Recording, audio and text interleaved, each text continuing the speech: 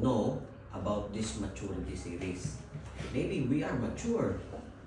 Mature na po ba ang bawat isa? Okay.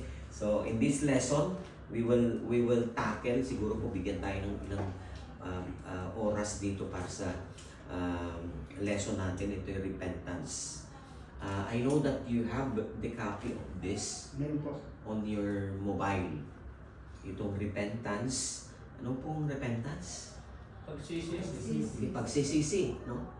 Yung pagsisisi, handang magsisi. Yung mga mature Christian pala, handang magsisi. Amen. Amen. Pagka may mali, may sisi. Amen. Okay? Handa pala sila. Kasi mature na. Yung mga hindi mature, pagka sinita mo, ano yung unang sasabihin nila? Hindi nagsisimba. Hindi ako. Not me. Hindi pala. Ganun pala yung pagkakakita ng Panginoon sa mature between not mature. Ito daw pala yung pagkakakilanlan nila. The mature people is ready for God anytime. Yan. So number 1, sabi, God is looking for a good fruits. Yan, yung good fruits daw. Ito yung 2 types of good fruits. Ito yung the fruit of righteousness, no? Yung pagiging matuwid. Yan yung tinitingnan ng Panginoon. Isaiah 5:1-7 talks about a man who plant a good variety of grapes in a fertile soil. He carefully watches over the grapes vine and tends them with much care in order to bear fruit. He expects the vine to yield sweet grapes, but the fruit turn out very sour. Yan yung sa verse number 2. If you are going to read the Isaiah 1-7, tapos the Bible says that the owner of the vineyard represent God, and the vineyard pictured as His people. Amen. No? The Lord has been so good in taking care of us, and He hopes to see fruits of righteousness in our lives. Sadly, we do not yield good fruit. Yan. Basahin po natin ng Isaiah verse number 5, verse 1-7. Okay, this is what the Bible says. Okay, basahin natin. Isaiah chapter 5, 1-7. Yan. Sabi dyan, I will sing for the Lord I will sing for the one I love a song about His vineyard. My love, one had vineyard on a fertile hillside. He dug it up and cleared it of all stone, talagang pinipare ng Panginoon, Amen. and planted it with a choice vines. Hindi lang basta tayo diniligan or kinultivate, talagang namili pa yung Panginoon ng, ano yun? Anong klaseng vine? Anong klaseng sanga yung kanyang pinili? He planted it with a choicest vine. Yung pinili talaga niya. No? He built a watchtower in it and cut off a wine's press as well. Then he looked for a crop, a good grape, Amen. but it yield only bad fruit. Ito yung nakakalungkot. Yung mga Kristiyano, tinamnan ng Panginoon. At yung tinanim ng Panginoon, hindi yung talagang hindi niya pinili. Pinili niya talaga righteous. No? Pero sabi, but it yields a bad fruit. Sana hindi tayo yun, ano? Tinamnan tayo ng mabuti ng Panginoon. Araw-araw tinatamnan tayo ng mabuti ng Panginoon. At araw-araw din dapat maging mabuti yung kanyang magiging result natin. And then, now, as you dwellers in Jerusalem and people of Judah, judges between me and my vineyard, what more could have been done for my vineyard? than I have done for it. When I look for good grapes, why did it yield only bad? Now I will tell you what I'm going to do to my vineyard. I will take away each hedge and will destroy. I will break down each wall and it will be trampled. And I will make a wasteland and neither pruned nor cultivated. And barriers and thorns will grow over there. So talagang sinumpa ng Panginoon yung kanyang land, yung kanyang vineyard. So that's why ngayon pas, yung dati sabi nila, malalaki yung grapes na sinipulo natin. Ngayon, maliliit na lang. Okay. And the vineyard of the Lord Almighty is the nation of Israel, and the people of Judah are the vine He delighted in. As look for the justice, but saw bloodshed, for righteousness, but heard cries of distress. So yung vineyard ng Panginoon na tinutukoy dito, Israel yon, no? Yung nation of Israel. Yung kanyang mga alaga, kung sa panahon natin, kung yung tayong mga anak niya, tayo yung vineyard. No? We are His vineyard. Ano ba yung vineyard? Halamanan. Oh. Yung ano yung sa bukid, yung may kahon, yung tawag doon. Backyard. Yung tawag doon? Yung tinatamnan ng palay, ano yun? Sakahan. O yung sakahan, ano tawag? Yung tawag doon eh. Sinilong sa may pinaglalagyan ng binhi dyan eh. Yung parang, Parang nakagano. hindi ko alam, makalimutan ko na yung Tagalog. Petri dish ang tawag ng Punla. Punlaan. Punlaan, yung bago ilagay yung punla, yun yung vineyard. Yun yung vineyard, no? Yung, Diba? yung, hindi lang punla ang nilalagay ng Panginoon, kundi talagang yung piniling punla. Yan, yung good, Good di ba? seeds, good roots. Pagka magtatanim, naalala ko yan eh, hindi mo ibubuhos talaga yung buong seed, Tatanim talaga. yung seed, no? Kundi, Pinitak pala, pinitak. yan, pinita, ayun ang Tagalog, Lalim. salamat, Pinita sa ayun, Ang salamat. lalim nun ba? Oo, yun yung tawag kasi, Hindi ko rin alam yun. Ngayon ko lang nalaman pa. yun yung tawag sa Tagalog, pinita, yung pita, ayan. Tapos, yung magsasaka, hanguin mo niya muna yung punla, di ba? Yung pinunla niya, hanguin niya muna. Pagkatapos, maingat niya itatanim yung isa-isa. Di ba wala namang masama doon sa itinanim niya? Ang ganda nun. Piling-pili. Talagang pili. Kaso, habang tumatagal, May tumutubo. dumadaming damo. May- So, ganyan yung Israel. Yung Israel, nung tawagin ng Panginoon, talagang pinakilala niya sa buong mundo. This is my people. Okay? This is my children. As the stories goes by, yan, hanggang sa dumating sa atin. Tayo hindi mga Israel before, di ba? Kung natatandaan po natin yung sinasabi ng Biblia, we are just grafted. Dinagtong na.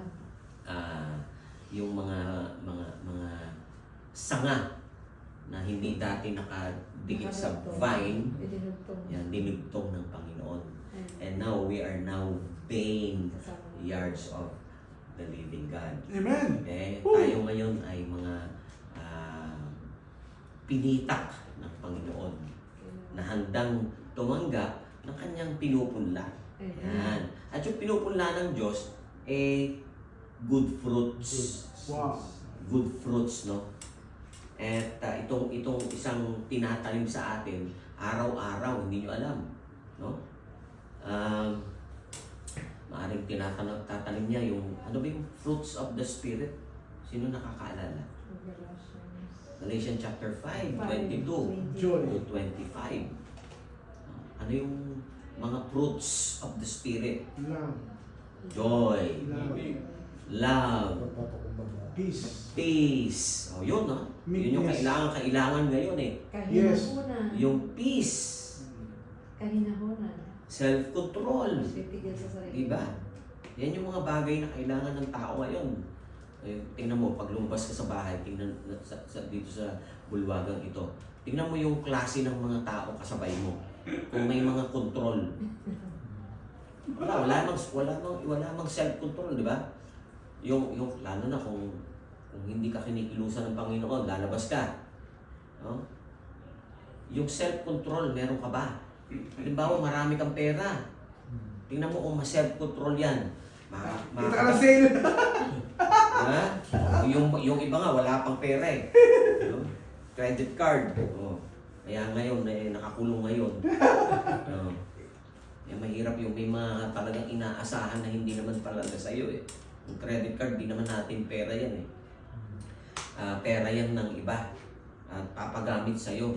At pagka talagang ginamit mo, aroy, kaya walang pagpipigil sa sarili. Okay? Yan yung pag-apply natin ng salita ng Diyos. Yung we will pray to the Lord that He will give us a self-control. Amen. Lalo na sa panahon na ito. O halimbawa, pag lumabas tayo, merong mainit pa naman, ano? Nagalo na, mainit na rin. O malamig na daw. O? Habang nakasalubong mo siguro Pakistano, ibang lahi, di ba? Lalo na yung mga Pilipino, ang tingin nila sa Pilipino, aba, mga dalaga. Kahit mga binata tayo, kahit mga lalaki tayo, ang tingin nila uy, gandang lalaki nito ah. Ewan ko, kung naranasan nyo na yan, no? Yung kinis natin na to yung kulay natin gustong-gusto nila. Gusto nila yung kulay. Tama yan, Brad. Huwag ka na magpaputi. Kahit na hindi tayo babae. Delikado. Pero salamat sa Panginoon, ngayon medyo humuhupa na. Yun, before yan. Dati. Nasakay ka sa taxi, Pakistano yung driver. Pag ikay naka-walking short, at hindi ka nila titigilan. You got a good legs. Bihira meron mga Pakistano to. Talagang wala Ganyan sila So if you're the son of God, you have to pray for wisdom and apply yung peace sa inyo at yung knowledge sa inyo at yung self-control sa inyo. Amen? Maraming bagay kung paano natin gagamitin yung tinanim ng Panginoon sa atin. Okay, pangalawa, yung fruit of wicked. Yan. Yan 5:19 hanggang 21 ng Galatians. Sabi niya, the acts of sinful nature is obvious. Ano yun? Sexual immorality, impurity, debauchery, idolatry, witchcraft, hatred, discord, jealous, fit of rage, selfish ambition, dissension, faction, and envy, drunkenness, orgies, and like I warn you as I did before that those who live like this will not inherit the kingdom of God. Yan. Si Apostle Paul po ay talagang sumulat nitong mga bagay nito pagka nabasa ito ng Galatia na yung Galatian people ay taliwas doon sa tinuturo niya. Ang ganda ni Paul pagkakaharap natin Si Paul kasi walang preno. Pag nagsabi si Paul, may luklok ka ba? May ganun. Talagang Hindi uso kay Paul na kapatid, hindi uso ganyan. Mahal ka ng Diyos. Alam na sino ba yung sinabihan niya? Galatian people. At sino itong Galatian people na to? Itong Galatian Christian na ito, may double personality. Ito nga, yung diniscuss niya. Kayong mga tao na namumuhay pa. Imagine mo hindi niya sinasabihan yung nasa labas ng church, yung nasa loob. Kung kayo'y namumuhay para sa Diyos, dapat para sa Diyos lang kayo. Yes. Okay, yung mga bagay na walang kwenta, huwag nyo nang dadalhin yan sa loob ng iglesia. Ano ba yung mga walang kwenta? Itong binanggit niya. Sexual immorality, debauchery, no? Yung kung ano-ano pang mga kasalanan. Drunkenness. Hindi yan para sa inyo. So impossible for the believers to cling for the sinful lifestyle. No? Yes. But God clearly says that we will be the branches much produce good fruits. Amen. Yan. Or else, we will cut off from Him who is the vine. Yan. Baka Sa susunod, hindi ka na masaya na nakikinig sa salita ng Diyos. Kasi may kasalanan kang tinatago sa isip mo or sa puso mo. Di ba ganun yung kasalanan eh? Walang kasiyahan. Unlike yung mga tao na normal na nakikinig, normal na gumagawa, normal na nagbabasa, nagsasaliksik ng salita ng Panginoon. Yung nga, kanina yung preaching. Day and night. Meditate on it day and night. Kasi iyan yung kailangan ni Joshua para magtagumpay. Amen. Yung salita ng Diyos. Amen. Hindi mawawala ito dapat sa puso niya. Kasi yun talaga ang buhay niya eh. Siya yung magbabantay sa buhay ni Joshua. So ano ba yung kalagayan ni Joshua noon? Namatay si Moses, tapos siya yung magli-leader sa buong Israel. Wala siyang kaalam-alam. Ano yung kailangan niyang gawin? Lumapit ba siya sa eksperto? Hindi. Ang sabi sa kanya ng Panginoon, dili-dilihin mo yung binigay kong salita. Araw at gabi. At diyan magtatagumpay ka. Amen. Diba? Amen. Be courageous, sabi niya. Magpakatapang ka. Magpakatapang ka. Harapin mo yung mga mali at saka yung tama. Yan yung haharapin mo. Hindi yung magpakatapang ka sa mundo. Magpakatapang ka. Bilang Kristiyano, magpakatapang po tayo. Paano ba tayo magiging matapang sa mata ng Panginoon? Hindi yung Manny Pacquiao. Hindi yung laging nakamani Pacquiao. Okay? Hindi pa nabubuling yung pastor eh. Dapat yung kamay lagi nakaganon. Dapat karate, pastor. Karate kasi pagka boksingero ka, madamot. Kasi lagi gagawin yung kamay. Karate, open lagi yung palang. Amen. Yung karate daw. So, may dalawang fruits po yung sinasabi ng ating pinag-aaralan. Yung good fruit, yung righteousness, at saka yung unrighteousness. Yan po yung dalawang fruits na hindi naman pwedeng asahan ng Panginoon yung isang fruit. So, pangalawa, repentance that leads to fruit of righteousness. Dapat yung righteousness, yung katuwiran na yan ang laging nasa ating pong karakter. Sabi, good character is a mark that we have truly been converted to the Lord. Kung talagang converted na tayo sa Panginoon, this good fruit can only be visible in our lives if there is a true and genuine repentance. Yan. Yung true repentance daw kung na-apply na natin doon sa buhay natin. At ito yung good repentance. Sabi niya, yung number one, yung self-centered. Ano ba yung self-centered? Yung sentro, yung kanyang sarili. There are people who repent because their sin have been exposed, causing them much shame. Nakakahiya na yung kanilang kasalanan, kaya nagsisi sila. No?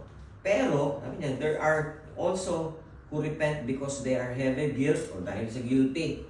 Nag-repent siya. Guilty na ako. Nag-repent ako. Others do because of their negative consequences of their deeds. Yung iba naman, dahil may masamang nangyari sa kanila, Nangyari na. o magsisisi na ako, Panginoon. Kasi may nangyari. O kasi, yung natural na nangyayari ngayon, hindi kayo tinatawagan. Yan yung dahilan ngayon na para magkaroon kayo ng guilty feelings. Siguro may kasalanan ako. Siguro may yung second thought, sisisihin mo yung sarili mo. Nakasentro kasi yung sarili sa yung personal na buhay. Sabi niya, Self-pity. still other repent in order to be blessed. Yan. Yung iba naman nagre-repent, Lord, patawarin mo po ako, Panginoon. Kung ano man ang nagawa ko, Panginoon, ano ba yung... Diba? Yung wala sa isip. Kaya pag inaya mo na, hali kayo, lumapit tayo sa Panginoon. Lalapit naman, tatayo naman. Mag-pray tayo, mataimtim. Pray yan. Lord, salamat po. Ano kaya yung gagawin sa akin ng Panginoon? Yung nagre-repent, no? Yung sentro yung kanyang yung anong mahihita niya. Yun yung sentro. Sabi niya, The motive of such repentance is self-centered. Yan. Ano yung pangalawa? Yung God-centered. Yan. Ano paano ito? God-centered repentance comes after realization that God is hurt by our sin. Yun. Yun ang maganda. Nasaktan mo ang Panginoon. Kaya nagsisisi ka. Kaya ibinigay mo yung buhay mo sa Kanya. Amen. Kasi naintindihan mo na nasaktan mo ang ating Panginoon. Yun ang maganda. Dahil nasaktan mo siya. Kaya nagsisi ka. Sabi ng Psalms 51 verse 4, against you, you only have a sin and done what is evil in your sight, so that you are proved right when you speak and justified when you're judged. This is a prayer of David when he sinned before God and he repented because he knew that he hurt God. He wanted to please God again. That this is God-centered repentance. So, yun po yung kailangan natin. Yun yung dapat yung lagi nating maiisip kung bakit tayo nagsisisi. O ngayon, bakit po tayo nagsisisi? Yung mga mature Christian. Dahil we hurt God. No? Sometimes we hurt God. Sige po tayo tumayo. Okay.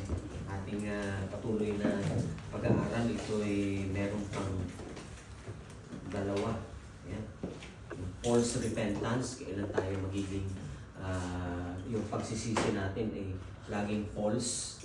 Yan, pag-aaralan natin sa susunod. Pero ngayong umaga, ating ngayong pong dilidilihin yung kanyang salita at patuloy itong mai-apply sa ating buhay na magkaroon din tayo ng godly fear. Amen. Yung godly repentance na sinasabi ng Panginoon. That is the reason why we repented, because we hurt God. Hallelujah. Panginoon, sa aming buhay, kami po ay humihingi ng kapatawaran po sa inyo. Kung meron po kaming nagawa na hindi po namin alam na ito po ay masama, ito po ay nakasama sa inyo, Panginoon. Patawarin niyo po kami. Katulad ni Job noon, kung siya'y nabubuhay pa. O Diyos, humihingi siya ng tawad kahit na wala siyang ginawa, Panginoon. Si Jacob din, Panginoon, humihingi siya ng tawad para sa kanyang mga anak, Panginoon. Baka may nagawang kamalian ang kanyang mga anak, Panginoon. Kaya po humihingi siya ng kapatawaran sa inyo pong banal na harapan. Ganon din po yung aming hinihiling sa iyo ngayong umaga. Kami patawarin mo kung meron mang kaming nasabi or naisip na hindi kaya-aya sa inyong banal na harapan, Panginoon. Patawarin mo po kami at linisin mo po ang bawat isa sa amin, Panginoon, bilang tanda ng aming pagpupuri sa inyo. Maraming salamat, O Diyos, sa umagang ito, sa pagpapaalala mo sa amin na kami ay manatiling malinis, manatiling matuwid, at manatiling pinagpapala mo, Panginoon. Ito po ang aming hiling at dalangin sa makapangyarihang pangalan ni Jesucristo na tayo magsabi ng Amen. Amen. Yan. Magandang